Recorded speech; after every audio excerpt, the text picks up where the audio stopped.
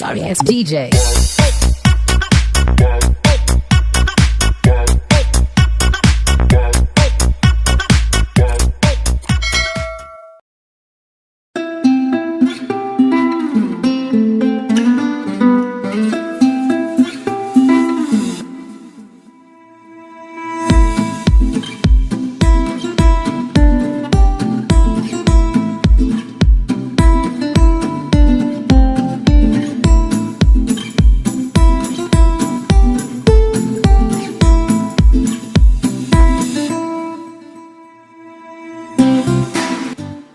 So, umpisa tayo guys. Punta tayo sa web browser. Ako Google Chrome gagamitin ko. Depende na sa inyo kung ano yung web browser na gagamitin nyo guys. And then, punta ka sa channel mo. And then, click Manage Videos.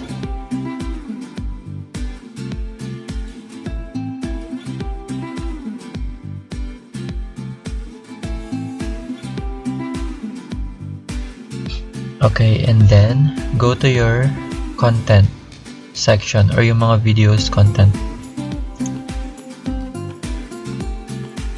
And then, as you can see dito sa channel content mo, makikita mo yung uploads, live, and then post.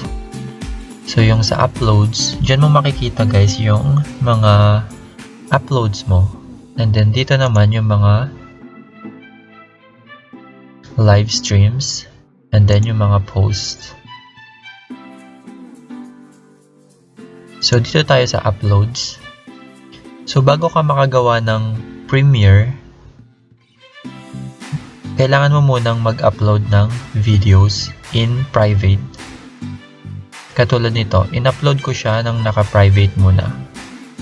Ilagay nyo lahat ng title, lahat ng gusto nyong ilagay sa description box, sa playlist, location, ayan. Basta ang mahalaga guys is you private it first. Huwag nyo munang i-public kapag magpi-premiere kayo. Kailangan i-private nyo muna siya habang nag-upload. So for this tutorial, ituturo ko sa inyo kung paano mag-premiere. So as you can see, meron ako naka-pending na premiere dito. So right now, I'll teach you. Dito lang siya makikita guys. And kunwari, ito yung ipi-premiere natin. Naka-private siya ngayon, di ba? I-click lang natin itong option na to. And then makikita nyo yan, lalabas yung ganyan. Click nyo lang yung public. And then set as instant premiere. Then click schedule. Pag click nyo ng schedule, lalabas yung date. Kung anong date nyo gustong i-schedule. For example lang, ito, December 14, 2020.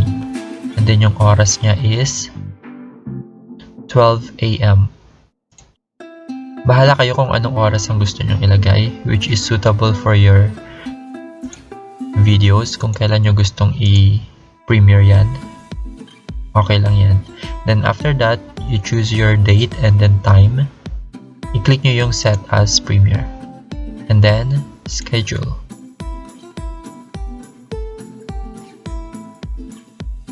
And then guys, automatic, naka-premiere na yung video mo. Ayan, this video is scheduled to go public for its premiere on December 14, 2020 at 12 AM for now. It is labeled as a premiere in search results on our channel page and it isn't playable. So kapag naka-premiere yan guys, antayin mo na lang yung sinet mong time and then yun yung time na magpi-play lang siya. Hindi pa siya playable, so pwede mo siyang i-share sa yung mga friends para mabigyan nila ng thumbs up. Pwede mong i-share sa iba't ibang platforms like Facebook or YouTube sa iyong community. Ayan, para makalikom siya ng thumbs up and shares. So that's how you set your videos in Premiere. Ay kung gusto mo ring i-edit yung video mo, i-click mo lang siya dito. There. So, andyan yung mga video titles. Dito, makikita nyo sa bandang gilid dito, details, ayan, analytics, editor. Ayan, pwede nyo i-edit yung video nyo rin dito. dyan. And then comments, ayan, makikita nyo lahat yan guys. So mostly dito sa details ang important. Ayan. So ayan, labeled as Premiere na siya guys.